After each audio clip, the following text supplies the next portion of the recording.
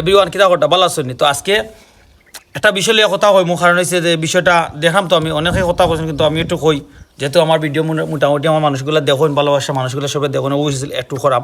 তো ভিডিওটা সবাই শেয়ার দিবা, কারণ সেটা আমার একান্ত ফায়দার লাগে না, সবার লাগে।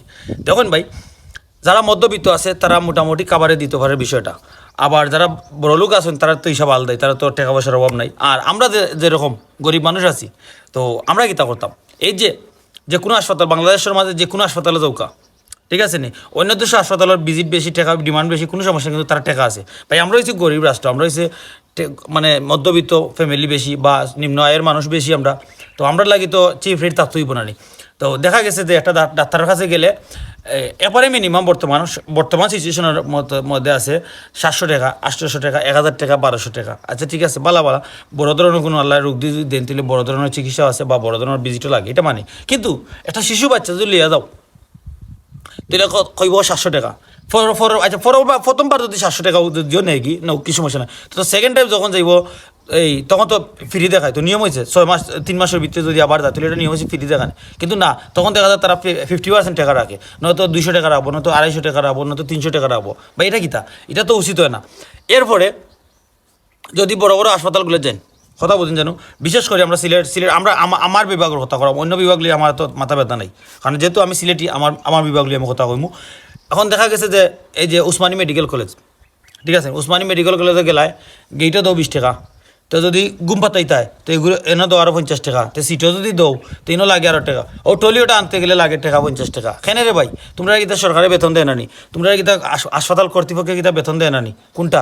এরপরে যে বালা কথা গেল, এখন রুগীরে দেখাত গিয়া আমার কথা কইরাম, আমি যখন একটা রুগীরে দেখাত গেছিলাম তখন যাওয়ার পরে কিতা করছে, আমি ভিতরে গেছি 20 টাকা দিয়ে গেছি। আচ্ছা ঠিক আছে, দিছি, সমস্যা না, সবার যে গতি, আমার তো গতি দিব রাইট। তো আমি গেছি 20 টাকা লইয়া, দেওয়ার পরে কিতাও জানি, আমি যখন আমার বাড়ি আইছি, বাড়ি আইয়া বাইরে জানি কিতা একটা ঔষধ আনতে গেছিলাম নাকি নাস্তা, মানে সম্ভবত মেবি কিছু আনাত গেছিলাম। যাওয়ার পরে আবার ঢুকছি, আবার টাকাইতাম।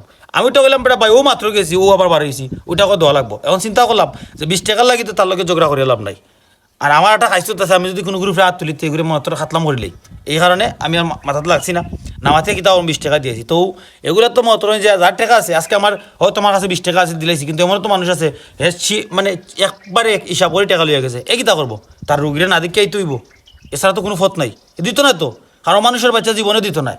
আচ্ছা গেল 2 নম্বর হয়েছে ডাক্তারের কাছে গেছেন আপনি, কথা বলুন জানো, বিশেষ করি সব ডাক্তারের কথা করা, কোনো মানে MBBS FCPS বা ওই যে ছোটোখাটো ডাক্তার না, ছোটোখাটো ডাক্তার গ্রামের বাজারের ডাক্তার তারা হিসাব হয়েছে, তারা তো মত যে অনার্সটা লাগাইয়া তারা যতটুকু তারা সামর্থ্য অনুযায়ী বা তারা যতটুকু PhD করছে অতটুকুর উপরে মতরেন যে ওষুধ দিয়া দিলেইব। কিন্তু বড় বড় যে রাঘব গোয়ালো হল, ডাকাইতো হল, বিশেষ করে বড় বড় ডাকাইতো হলে কি তাও জানো নি, আল্লাহর কসম করি, ও আল্লাহরে সাক্ষী রেখা করাম, আমি নিজে সাক্ষী।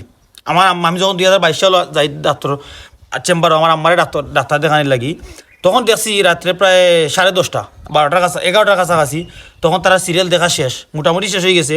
তখন দেখছি আমি হাসপাতাল মানে এই ডায়াগনস্টিক সেন্টারের নাম করাম না, মৌলভীবাজার জেলার ভিতরে কিতা করতে জানি, ওই যে ওষুধ কোম্পানি যে ডাকাইত কয়টা আসেন নানি, ওগুলো আইসে ইয়া মানে এগুভরে আর সিরিয়াল ধরছে, ওমা সিরিয়াল ধরে কিতা হয় ভিতরে তার কিতাও জানি না। পরে লাস্টে আমি আমার একটা টেস্ট দিছে, তো টেস্টটা লগালগ আমি করাইতে পারছি, মানে আধা ঘন্টার ভিতরে আমার রেজাল্ট দিলেইছে।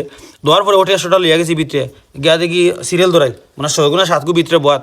আমি চিন্তা করি পাই না, ওষুধ তুমি লিখিয়া দিবা, ডাক্তার ওষুধ তোমার যেটা বালা ওষুধ দিব বা যে কোম্পানি ওষুধ বালা ওটা তুমি দিবা, তুমি কেনে রে বাবার ঘর বাই আসুদার ঘর বেসুদা, তুই কিতার লাগে হগুরে দিতে, ও প্রমোট দিতে, হগুর ওষুধ প্রমোট দিতে, ও কোম্পানি ওষুধ প্রমোট দিতে।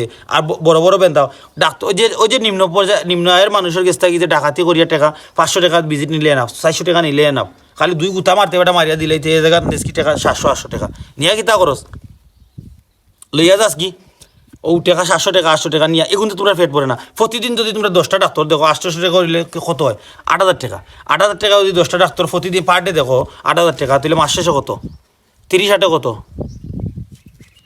2,40,000 টাকা। 2,40,000 টাকার উপর সরকারি বেতন আছে, তারপরে তোমরা পেট পড়ে না। কয় কোটি টাকা খুয়াইছো তোমরা ডাক্তার হইতে গেলে, ডাক্তার হওয়ার কিন্তু কয় কোটি টাকা খুয়াইছো। এই যে তোমরা যদি 5 বছর আমলা রুজু করছো, টাকা তো বাংলাদেশের সকলেই টাকা তো তোমরা, আর সকলেই কিন্তু তোমরা তখন টাকার উপরে তোমরা আটো ডাকাতি চারো বেটাইন, গরিব মানুষের মুখে চাও। আল্লাহ তোমরা মেধা দিছেন, আল্লাহ তোমরা মেধা দান করছেন, ডাক্তার বানাইছেন, মানুষের ডাকাতি করার লাগি নাই, মানুষের সেবা করার লাগি। ডাক্তারের ধর্ম হয়েছে মানুষের সেবা করা,